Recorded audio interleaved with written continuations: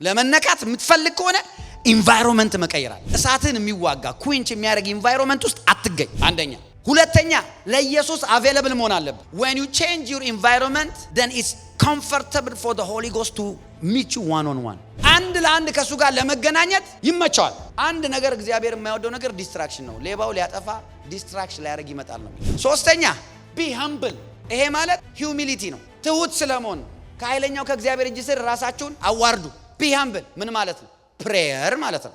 መለየት፣ ለመንፈስ ቅዱስ አቬለብል መሆን፣ ከቃሉ ጋርና በጸሎት ጊዜ ማሳለፍ። ለምን ኢነርጂ የምትቀበሉት በመነካት ውስጥ ነው። አንዳንድ ጊዜ ተለይተን ለኢየሱስ ለመንፈስ ቅዱስ አቬለብል ሆነን ራሳችንን አምብል አድርገን ትንሽ ነገር ስናይ በቃ ጨረስኩ ብለን እንወጣለን፣ እንቸኩላለን። ትንሽ ነገር ስላያችሁ አትቸኩሉ። ለዛ ነው በኢየሩሳሌም ጠብቁ። ዌይት ኢን ጀሩሳሌም። ዌይቲንግ በኢየሩሳሌም ጠብቁ። ኤርሚያስን እንኳን ምን ታያላለ?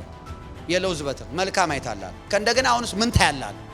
አያችሁ፣ ሁለት ጊዜ እይታውን ቼክ አድርጎ ነው ወደ ስራ የለቀቀው። ምን ማለት ነው? you don't need to rush it. don't rush it.